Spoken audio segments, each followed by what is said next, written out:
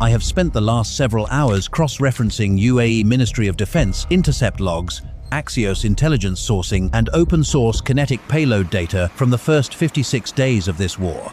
And what I am looking at is not a regional skirmish. It is a sustained, industrialized missile campaign of a scale the Western media has almost entirely buried beneath diplomatic noise about Islamabad and phone calls with Trump. Here is what is not making headlines. Iran did not primarily target Israel in this war. It targeted the United Arab Emirates more aggressively, more persistently, and with greater ordnance volume than any other country in the theater. And the consequence of that targeting campaign was so severe that Israel, while simultaneously absorbing its own missile strikes, secretly broke a foundational military doctrine and deployed an operational Iron Dome battery onto foreign soil for the first time in history. That decision tells you everything about how close this system came to failing. Stay with me.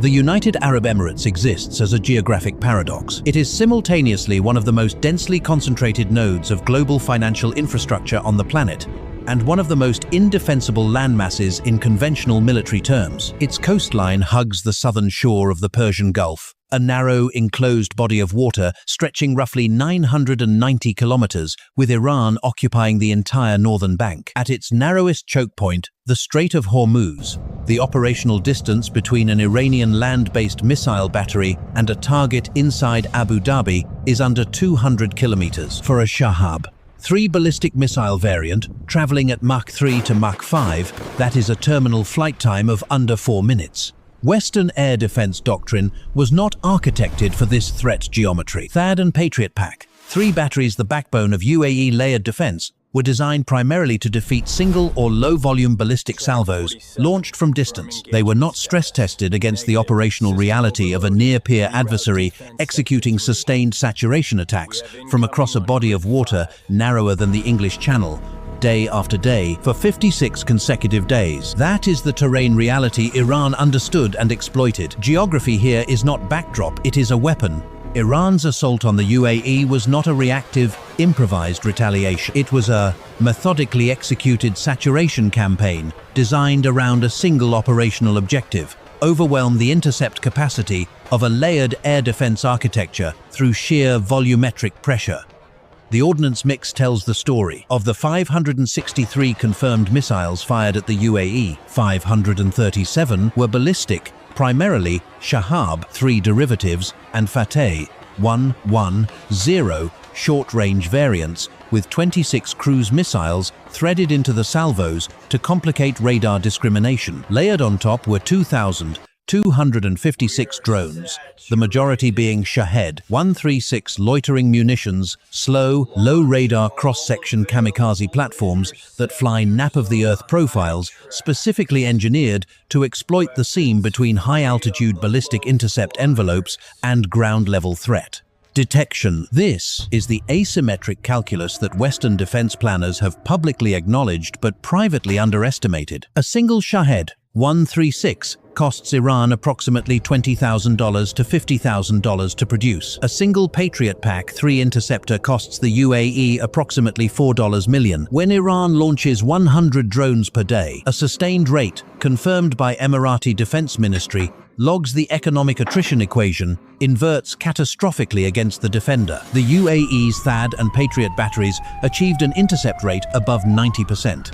That figure is operationally impressive by any historical standard. But against a daily launch tempo of this magnitude, even a 5% leakage rate translated into kinetic impacts on Dhafra Air Base, Dubai International Airport Terminal 3, Jebel Ali Port, and a French naval installation near Shahed Port. An AWS data center in the MEC-1 AZ-2 availability zone was struck and lost power. Critical infrastructure was not theoretically threatened, it was physically hit. It was at this threshold sustained infrastructure penetration, despite elite air defenses, that Abu Dhabi made the call to Jerusalem, and Netanyahu, absorbing his own missile campaign simultaneously, made the unprecedented decision to strip an Iron Dome battery from Israeli soil and forward deploy it operationally into Emirati airspace. That is not an alliance gesture. That is a commander acknowledging that a partner's defensive line was approaching failure. The strategic implications of Iran's UAE campaign extend far beyond damaged airport terminals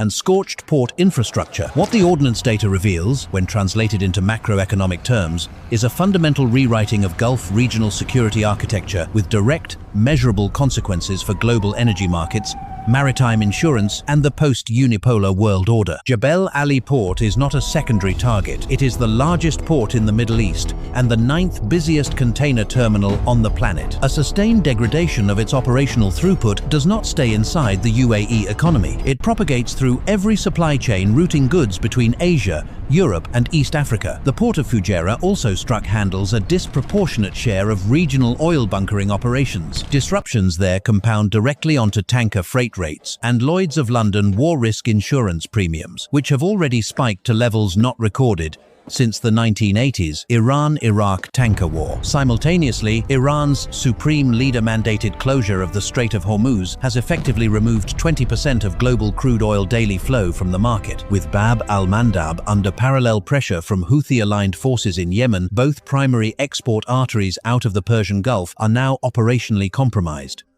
Analysts at the Bourse and Bazaar Foundation have assessed that a blockade sustained beyond 90 days begins triggering structural inflation cascades across import-dependent economies in South Asia, Southeast Asia, and Southern Europe. The secret Iron Dome deployment carries its own economic signal. It confirms that Gulf sovereign wealth funds, collectively managing over $4 trillion in assets, can no longer underwrite regional stability assumptions into their long-term allocation models. When Abu Dhabi requires Israeli air defense to protect its own soil, the risk premium on every asset class denominated in Gulf stability just repriced permanently. I want to leave you with the dilemma I cannot resolve from this data. Washington has two paths. It can escalate, tighten the naval blockade, authorize deeper kinetic strikes on Iranian missile production facilities, and risk a complete Hormuz closure that detonates a global recession. It cannot politically survive heading into midterms. Or it negotiates, accepts an Iranian proposal that leaves the IRGC's ballistic missile infrastructure partially intact and hands Tehran a functional veto over Gulf security architecture